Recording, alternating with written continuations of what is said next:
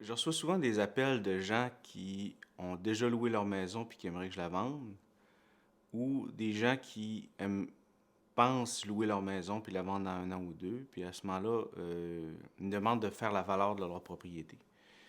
Euh, Ce que les gens doivent savoir, c'est que quand une propriété est louée, elle perd beaucoup de sa valeur. Puis ça, c'est à considérer beaucoup parce que quand la propriété est louée, puis le courtier ou la personne, le vendeur arrive dans la propriété pour faire visiter, souvent la personne qui loue la maison n'a pas intérêt, elle, à faire le ménage de la propriété, de la maison, pour séduire les acheteurs potentiels. Au contraire, en fait. Fait que souvent, il va pas être disponible pour les visites. Il va dire qu'il est malade, ou il va dire qu'il peut pas, ou quoi que ce soit, qu'il veut pas, ou soit qu'il va pas faire le ménage nécessairement, t'sais. Fait que l'expérience de l'acheteur qui va acheter la maison de ses rêves d'un côté, puis là, il voit des locataires qui se ramassent pas, bien, ça enlève le côté émotionnel de l'achat d'une propriété, d'un achat de rêve, là, tu sais. Fait que vous allez vous écarter. Il y a tellement d'acheteurs qui vont être perdus par rapport à ça que vous allez baisser la valeur de votre propriété. Fait que c'est sûr que moi, je suis pas dans une drôle de position pour dire que j'encourage pas de louer votre maison. Mais parce que je suis un courtier et puis je vends des maisons, j'en loue pas des maisons. Mais je vois à travers mon expérience de courtier immobilier que à chaque fois que j'ai une propriété à vendre qui est louée, ça fait tellement mal à la valeur de la maison que je recommande, même je comprends que vous allez faire des profits en louant la propriété 1 an ou 2, mais quand vous allez arriver pour vendre, ben à ce moment-là, vous allez tellement perdre de valeur que vous allez perdre le profit de location que vous avez fait pendant ces années-là. T'sais. Fait que ça, c'est quelque chose à considérer fortement. L'autre chose, c'est que les droits des locataires sont très forts au Québec. Euh, pour faire une reprise de logement, il faut faire une demande de reprise de logement pour vous, pour vos enfants ou vos parents. Puis il faut que ce soit fait 6 mois avant la fin du bail. Donc, disons, au mois de décembre, vous envoyez un avis au locataire pour quitter. Fait que vous allez dire, mettons, OK, je vais louer, puis après ça, je vais envoyer un avis, je vais demander qu'il quitte, puis après ça, je vais vendre la propriété. Mais ça ne marche pas comme ça.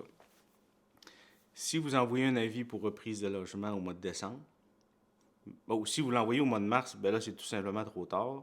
La personne peut dire, ben non, moi je reste, puis vous allez perdre à la régie du logement.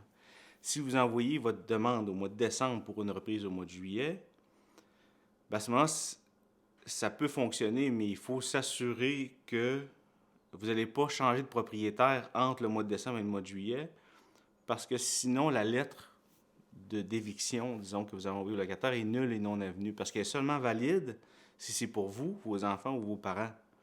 Fait que là, si en fait quand vous évincez un locataire pour pouvoir vendre, ben ça fonctionne pas au niveau de la régie du logement, vous allez perdre. Fait que si la personne conteste, dit oui, je vais quitter parce que vous voulez reprendre le logement, vous vendez la maison au mois de mars, et là c'est un nouveau propriétaire, le nouveau propriétaire arrive au mois de juillet pour reprendre le logement, puis il dit ben non, vous avez changé de propriétaire, donc je peux rester.